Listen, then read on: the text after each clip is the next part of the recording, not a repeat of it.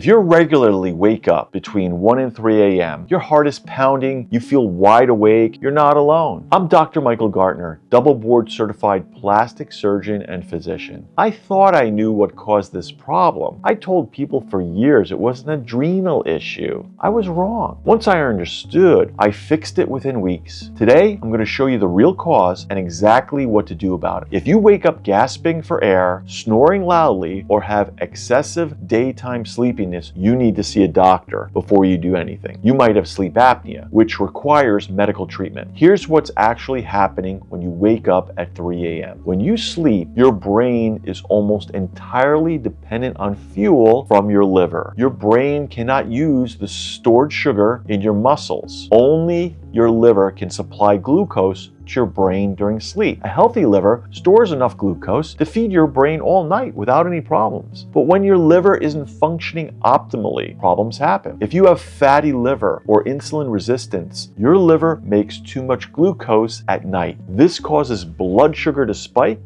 insulin goes up and brings it back down. But then blood sugar drops too low. When blood sugar drops, your brain signals the liver with a message says that I need fuel now. That signal is adrenaline. Adrenaline mobilizes stored blood sugar very quickly. Blood sugar comes back up, problem solved, right? Wrong. Adrenaline is also a stress hormone. It makes you wide awake. Your heart is pounding, your mind is racing, you're fully alert at 3 a.m. This is why you feel more awake at 3 a.m. than you do during the day. It isn't an adrenal problem. It's a liver and blood sugar problem. Your adrenal gland's doing exactly what it should. The issue is your blood sugar is swinging wildly because of liver dysfunction and insulin resistance. There are physical signs of liver dysfunction. You might have excess belly fat, though not everyone with excess visible belly fat has a fatty liver. You might feel fullness or pressure underneath your right rib cage at night. You might experience bloating after meals. You might have right shoulder blade pain that doesn't respond to chiropractic care. Your sleep patterns are also telling you that you wake up between 1 and 3 consistently. You feel wired,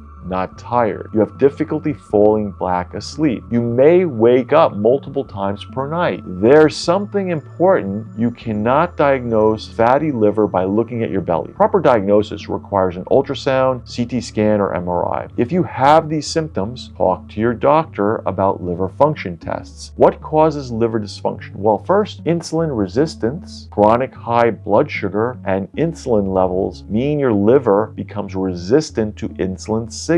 It can't properly regulate nighttime glucose production. This creates the blood sugar swings that wake you up. Second, fatty liver. This is an excess accumulation in your liver cells. It impairs your liver's ability to store and release glucose properly. The fatty liver is often caused by the same dietary factors that cause insulin resistance. What drives both of these? Well, refined carbohydrates and sugar, ultra-processed foods, seed oils that oxidize, cause inflammation, and damage liver cells. Late night eating and constant snacking, alcohol consumption, and lack of nutrients that support liver function. Your liver does critical work at night. It makes glucose for your brain. It burns fat. It detoxifies compounds. If your liver is dysfunctional, all of these processes get disrupted and your sleep suffers. Now let me tell you what actually works. Stop eating 4 hours before bed. Late night eating causes blood sugar spikes right before sleep. This creates the first swing that happens around midnight. It sets up for that 3 a.m. crash. Your liver needs to process that food instead of doing its nighttime maintenance work. Second, reduce refined carbs and sugar. It lowers insulin level. It reduces liver fat over time. It allows your liver to function properly. What should you reduce? Added sugars in processed foods, white bread, white rice, pasta, sugary drinks, pastries, cookies, and candy. What can you keep? Well, whole fruits in moderation because the fiber slows down absorption. Whole food starches like sweet potatoes in moderation. Third, support your liver with key nutrients. Choline is critical. It helps your liver process fats and prevents fat accumulation. The best source are egg yolks, liver, salmon, and cruciferous vegetables. Your liver needs sulfur to process and eliminate toxins. The best sources are garlic, onions, cabbage, and sauerkraut. Why do these nutrients matter so much? Your liver processes toxins, metabolic waste all night, right? Without adequate sulfur and choline, this function suffers. Poor detoxification disrupts sleep. Improve sleep quality with circadian rhythm. Get morning light exposure. Go outside within 30 to 60 minutes of walking. Natural light resets your circadian rhythm. It helps cortisol peak at the right time, which is morning, not at 3 a.m. Manage evening light. Dim lights 2 to 3 hours before bed. Reduce blue light from screens. This allows melatonin to not rise naturally and prepare your body for sleep. Exercise increases what's called sleep resistance. Resistance training 3 to 4 times per week creates this. Walking, hiking, physical work all help. Your body needs physical fatigue for a deep sleep. Sleep supplements may help. That would include magnesium glycinate in the evening. Fifth, consider a ketogenic approach. Your brain can run on ketones instead of glucose. They provide stable fuel all night without blood sugar swings. Here's the important transition guideline. It takes 1 to 2 weeks to fully adapt to ketone. Don't start extremely low carbohydrate diet overnight. Reduce your carbs gradually over 7 to 10 days. This prevents sleep disruption during the adaptation period. Once you're adapted, most people sleep significantly better on keto. Let me give you a realistic timeline and tell you when to see a doctor. In week 1, stop eating 4 hours before bed. Start reducing refined carbohydrates. Begin morning light exposure. In week 2 to 3, your blood sugar is stabilizing, you have fewer wake-ups, and they'll be less severe. In weeks 4 through 6, you should see a significant improvement in sleep continuity. If you're transitioning to keto, you're fully adapted by now. By month 2 to 3, you should have consistent sleep throughout the night. Your liver function is improving. See a doctor if you have no improvement after 6 to 8 weeks of consistent dietary changes. If your partner says you snore loudly or stop breathing during the sleep, you need a sleep study. If you fall asleep inappropriately during the day, you need a medical evaluation. Tests or requests include fasting glucose and insulin. Ask your doctor to calculate HOMA-IR.